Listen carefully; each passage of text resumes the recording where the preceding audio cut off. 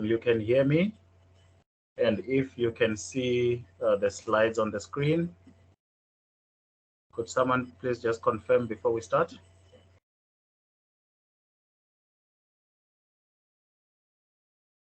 I see there's a hand.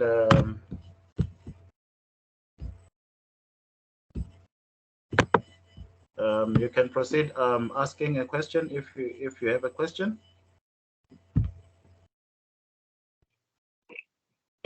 Good morning, everyone. I don't know if it's my phone but I can barely Hello? hear you.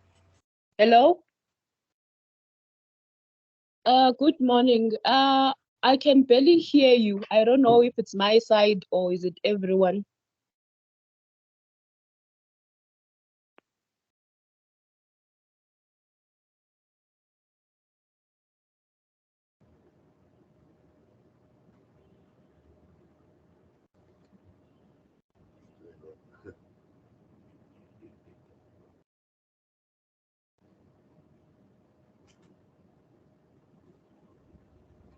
Trevor, your signal is fine.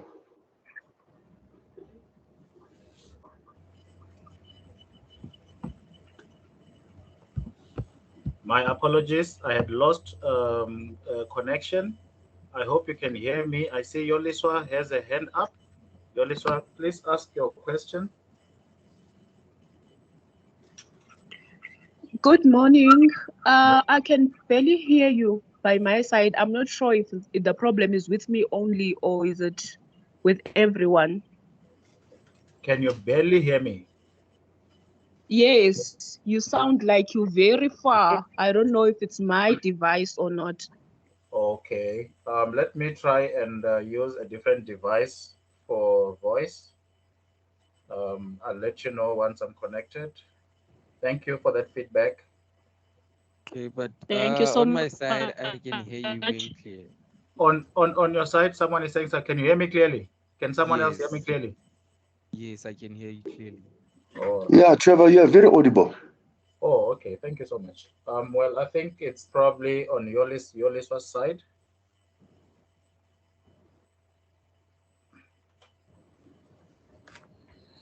Maybe Yolisa, you can try maybe rejoining or just try to fix your audio problems. Okay, I will. Let me just try and rejoin. Thank you. Okay, thank you. Okay, we're going to start now. In this course, we're going to learn how to implement and manage information protection. The introduction: finding sensitive data between all the data produced in an organization requires different search and recognition patterns, which are called sensitive information types. In this module, you'll learn how to use sensitive information types to support your information protection strategy. A sensitive information type is defined by a pattern that can be identified by a regular expression or a function. In addition, corroborative evidence such as keywords and checksums can be used to identify a sensitive information type. Confidence level and proximity are also used in the evaluation process. Although these elements serve as the foundation of the various policies you'll establish in Microsoft 365 to protect your information and support your data lifecycle management strategy. Learning objectives: upon completion of this module, you should be able to recognize the difference between built-in and custom sensitivity labels, configure sensitive information types with exact data match-based classification, implement document fingerprinting, create custom keyword dictionaries. And the prerequisites for this module is a basic understanding of the Microsoft 365 services, basic understanding information protection and governance in Microsoft 365. Custom Compare built-in versus custom sensitive information types. That's our first topic. Sensitive information types are used to identify sensitive and items. Credit card number and EU debit card number are examples of sensitive information types. Sensitive information types look for specific patterns. Sensitive information types validate the data by looking at its format, its checksums, and looks for relevant keywords or other information. Some of this functionality is performed by internal functions. Microsoft 365 provides more than 100 built-in sensitive information types that can help to identify and protect credit card numbers, bank account numbers, passport numbers, and more, based on patterns that are defined by a regular expression or a function. These built-in definitions can help an organization to quickly deploy solutions in Microsoft 365 to protect company data using data loss prevention, also known as DLP, retention labels, and policies and sensitive labels. While the built-in sensitive information types help organizations to quickly identify commonly used types of sensitive data, some sensitive information in organization-specific and require custom sensitive information types. For example, employee IDs, project numbers, or other key values of intellectual property may be important to certain industry sectors. To find and protect this information, organizations can create a custom sensitive information type.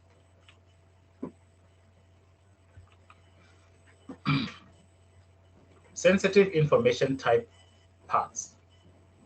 The fundamental components of sensitive information types are the same for built-in and custom sensitive information types and are described in the following table.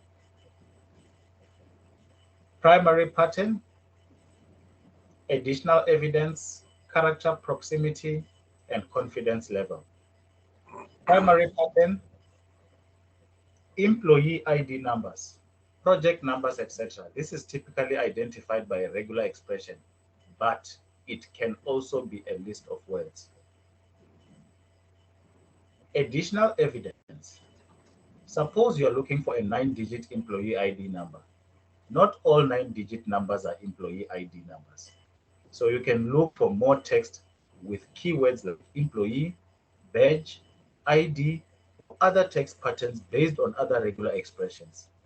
This supporting evidence, also known as supporting or corroborative evidence, increases the likelihood that 9-digit number found in content is really an employee ID number and lowers the chance for false positives. Character proximity.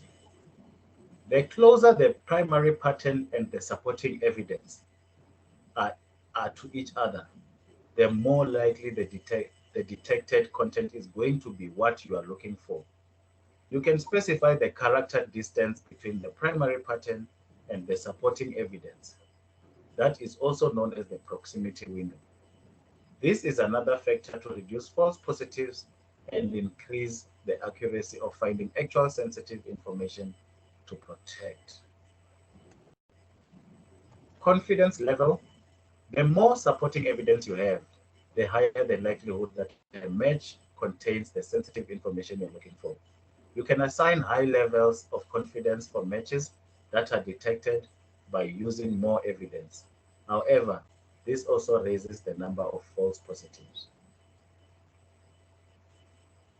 So this sensitive information types actually help us to identify whether, let's say, for example, an ID number is an actual ID number by making sure that it looks at each and every component and it verifies that the component matches with what it's trying to search for. And if it's a positive, then it means that it is sure that the number that has been specified is an ID number rather than just an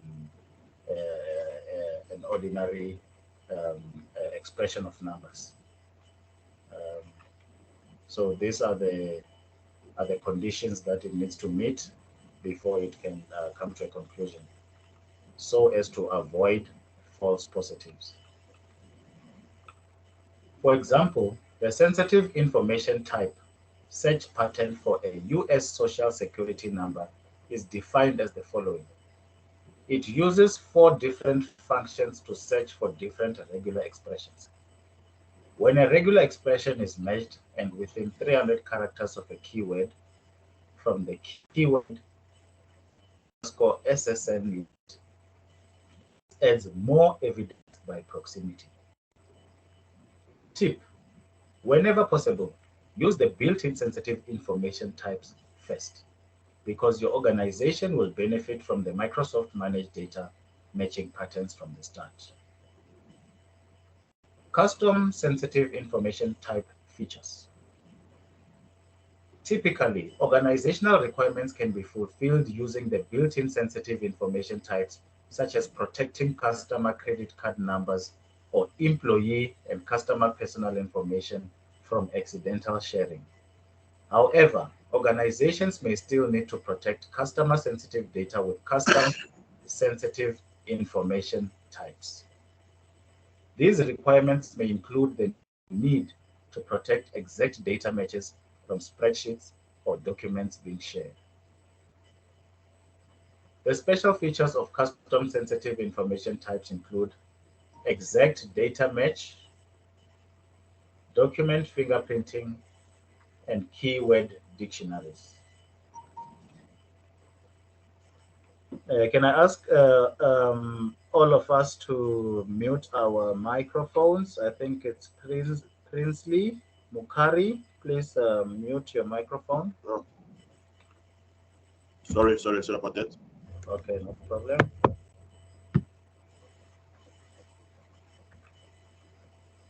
The following tables explains the use cases for the 3 special features. Exact data match enables the creation of database with custom sensitive information types that refer to exact values. The database can be refreshed daily and contain up to 100 million rows of data. When can we use EDM? When large quantities of sensitive information need to be matched daily. For example, all the stored personal information of employees of an organization. EDM-based classification enables you to find exact data matches. For example, if the first and family name and the date of birth of a certain employee is sent in a message, EDM classification can match this information from its database of sensitive information. Recommendation: best for organizations that need to store large amounts of personal information, such as hospitals, can benefit from EDM-based classification to make sure no personal information of patients are being shared.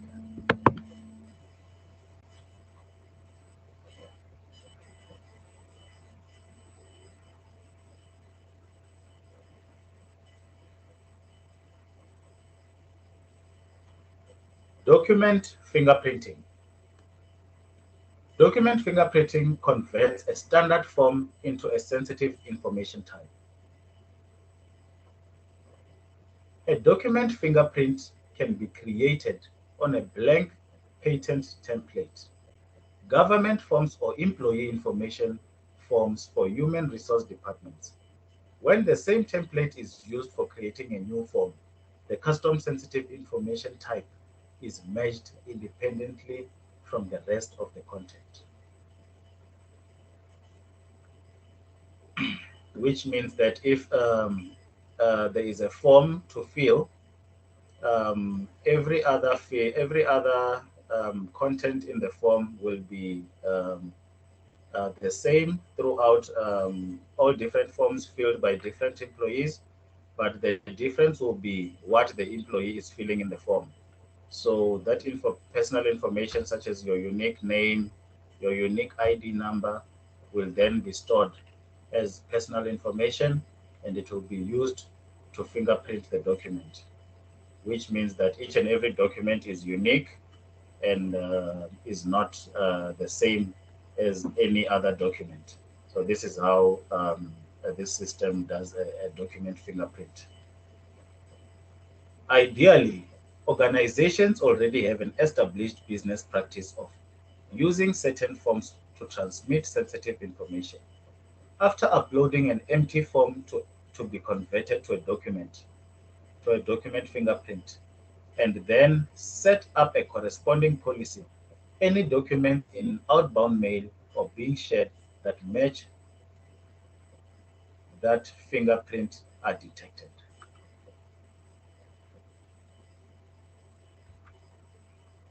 And the third one is keyword dictionaries. Keyword dictionaries provide a simple solution for managing reused keyword lists for matching of company information at a large scale, supporting up to 1 megabytes of keywords in any language. Why do we use keyword dictionaries? When identifying generic content such as healthcare-related communication or inappropriate or explicit language, keyword dictionaries can be used to detect certain words and take actions on them, such as preventing loss or enforcing company guidelines.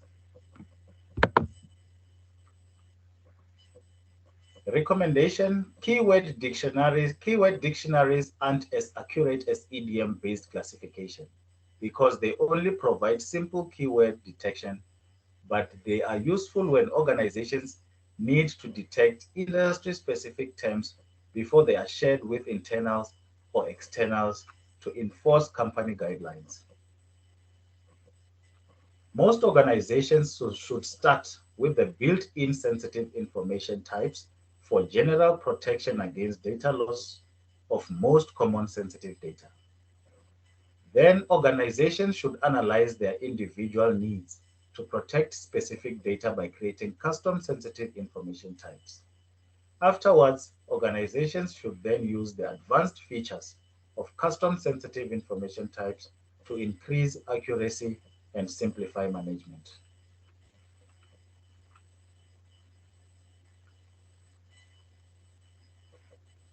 A common usage scenario for a custom sensitive information type is to protect stored employee IDs, cost center numbers, and other human resources and finance department specific data against accidental loss.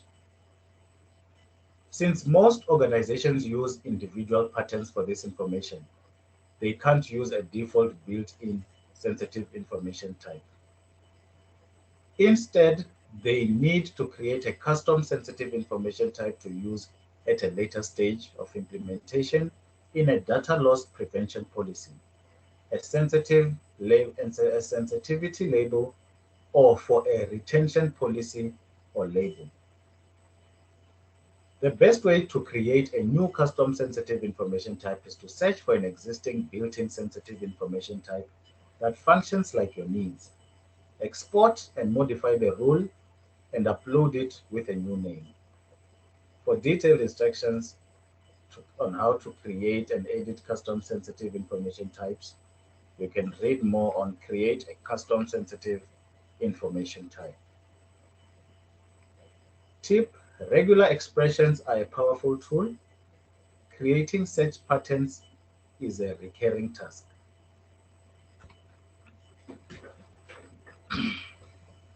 The next topic is describe custom sensitive information types with exact data match.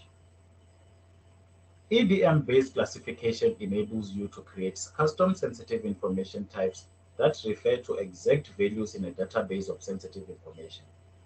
The database can be refreshed daily and contain up to 100 million rows of data. So as employees, patients, or clients come and go, and the records change, your custom sensitive information types remain current and applicable.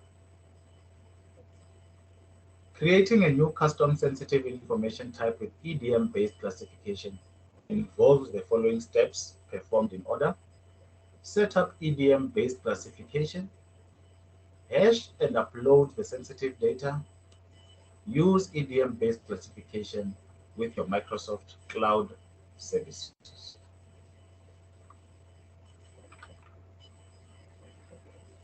Next topic is implement document fingerprinting. Information workers in your organization handle many kinds of sensitive information during a typical day. Document fingerprinting in Microsoft 365 makes it easier for you to protect this information by identifying standard forms that are used throughout your organization. Configuring a document fingerprint as a custom sensitive information type allows you to prevent unintended sharing of documents created from official company templates.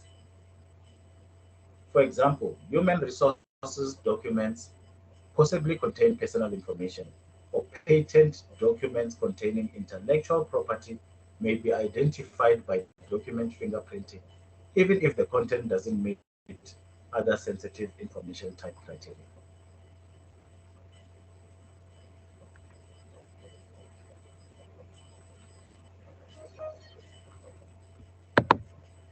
You've probably already guessed that documents don't have actual fingerprints, but the name helps explain the feature.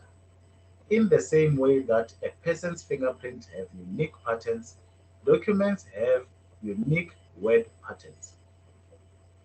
When you upload a file, DLP identifies the unique word pattern in the document, creates a document fingerprint based on that pattern, and uses that document fingerprint to detect outbound documents containing the same pattern.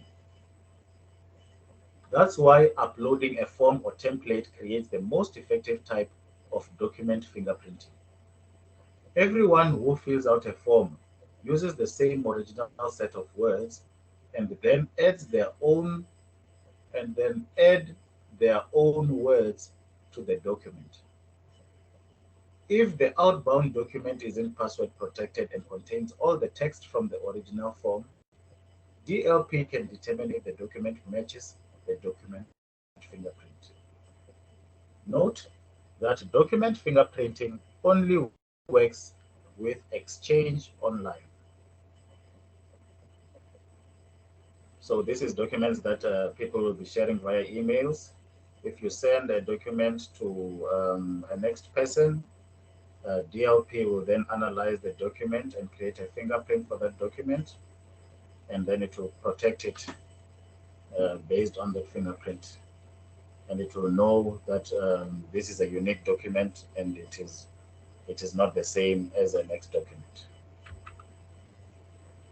The following picture shows the basic functionality of how document fingerprinting functions. So number one is fingerprint creation. A document is being fingerprinted, and then fingerprint matching is when a document is being compared to another document that is already in the database. If it matches, then it means that the document is the same.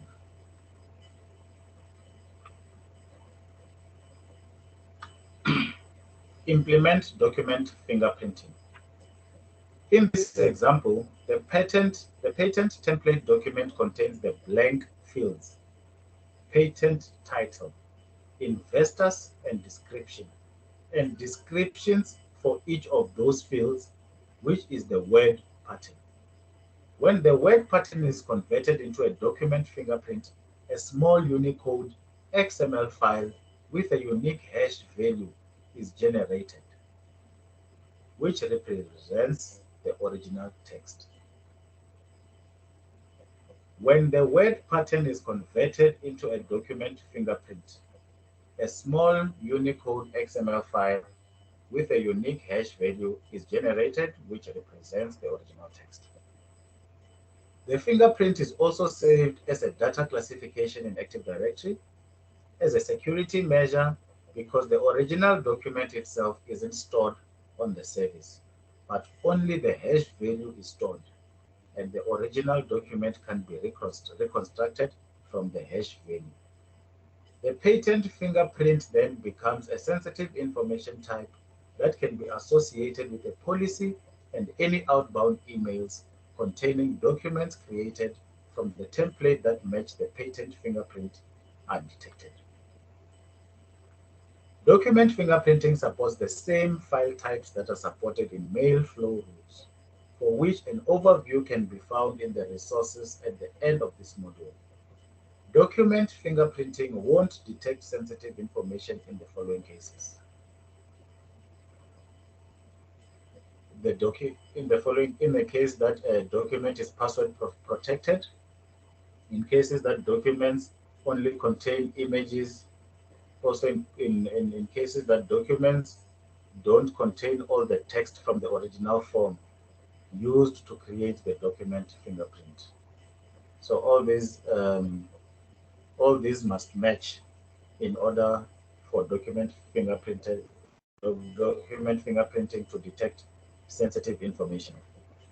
Note that neither mail flow rules nor document fingerprinting supports the .x file type, even if this is a common file type for Word documents. Okay, the next topic is create keyword dictionary. Keyword dictionaries are an efficient way to manage large lists of words that are regularly subject to change. Although you can create keyword lists in sensitive information types, keyword lists are limited in size and require modifying XML to create or edit them. Keyword dictionaries provide simpler management of keywords and at a much larger scale, supporting up to 1 megabytes of terms after compression in the dictionary and support of any language. The source for keyword dictionaries can be several kinds of clear text files such as TXT and CSV files. Configuration of keyword dictionaries can be completed from the Microsoft Purview Compliance Portal and via the Security and Compliance PowerShell module. For detailed instructions, see Create a Keyword Dictionary. Keyword dictionary creation best practices. Consider the following a best practice to create your initial source keyword dictionary. For a school, you can get together with a class of students to find words and phrases you don't want in an education environment. For companies, you can use various options to collect. Collect typical words from some departments using Microsoft Forms. Collaborate with some employees, for example, from HR or legal, to create a list of typical words. Create an employee audit and create the list out of the outcome. Remember that you can edit the list so you can improve your results by revising them regularly. So this is ways that you can create keywords. Keyword dictionary management. After creating a new keyword dictionary and using it in a policy, the keywords can be modified in case your requirements have changed. For example, a keyword dictionary used to detect disease classifications in medical data or for other static keywords required for policies. For more details, you can see the modifying an existing keyword dictionary. Keyword dictionary is a custom sensitive information type.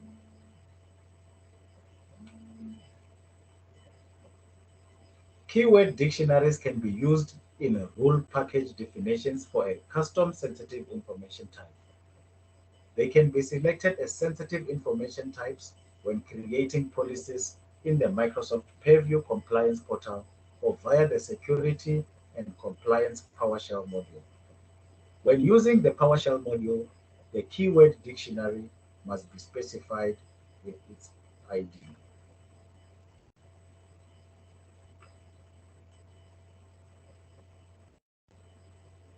This brings us to our knowledge check for this module. This module is quite a short module, and it's basically teaching us how to implement and protect data. We have 3 questions here, and the first question is, which is the best sensitive information type for a large list of custom keywords? For a large list of custom keywords. Option A is a built-in sensitive information type. Option B is a keyword list in a custom sensitive information type. And option C is keyword dictionary. From what we have learned, in order to have a large list of keywords, or rather the best sensitive information type for a large list is a keyword dictionary. So option C is the correct answer. Question 2, which of the following items enables you to prevent unintended sharing of documents created from official company templates? We have option A, keyword dictionary, option B, document fingerprinting, and option C, proximity indicators. So this question is talking about preventing unintended sharing of documents. From what we have learned,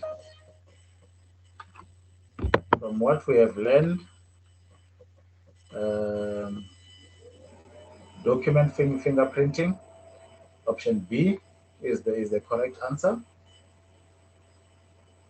Question 3, which component of sensitive information types uses more evidence to reduce false positives? Character proximity, primary pattern, and option C is confidence level. The one that reduces false positives from the 3 mentioned is not character proximity, it's not primary pattern, but it's confidence level. Okay, we have come to the end of this course, and I think if you can go back and just do a small revision. I know that we still need to share these slides with you. And also there is questions that were asked previously. I'm hoping that we will answer all of those questions by tomorrow when we conclude with this course. I will try and push management to actually give us feedback on those questions. Yes, this brings us to the end of this module. I don't know if there's anyone that has a question. If there are any questions, you can raise your hands and ask questions.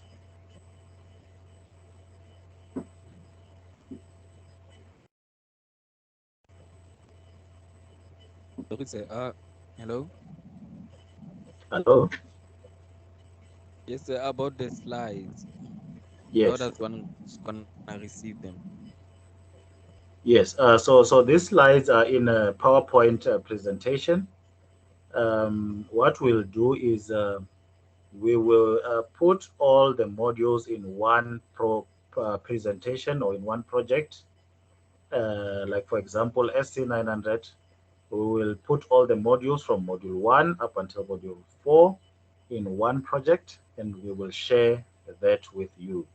We'll do the same for MS500, and we'll share that with you as well.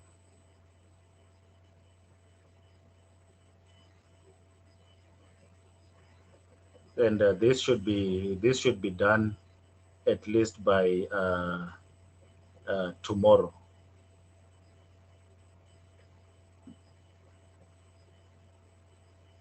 I don't know if that answers your question. Yes, thank you, sir. Okay, thank you so much. Do we have any other question? Yes, yeah, I do have a question. Good morning, everyone. See, I want to ask, after tomorrow, after we finish MX 500, we supposed to wait for the exam, or we're still waiting for the feedback of the exam? Because we're now writing exams and everything. Yes, yes. Were you the one that asked that question previously? Yes. Okay, okay, it's noted. And like I said, I'm just waiting for them to reply. I've escalated those questions, and I'm just waiting for feedback from them. And that question is amongst the questions that have been sent through to them. And I'm hoping that we'll get an answer at least by today, so that tomorrow I can feedback with the correct answers. All right. Thank Yeah. Okay. Thank you. Any question? Any other question?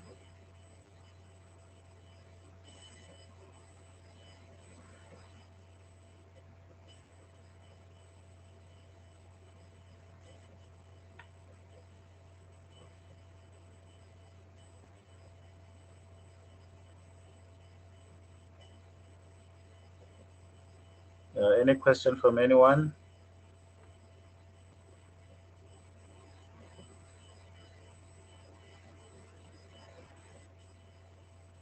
All right. It seems like there's no more questions. Um, that means that we can end this call, and we can meet again tomorrow at 8:30 for module 4 of the MS 500 course, and which is going to be our last module for MS 500. I hope to see you tomorrow at 8:30. Okay, thank you, everyone. Have a good day, and we will meet tomorrow. Thank you.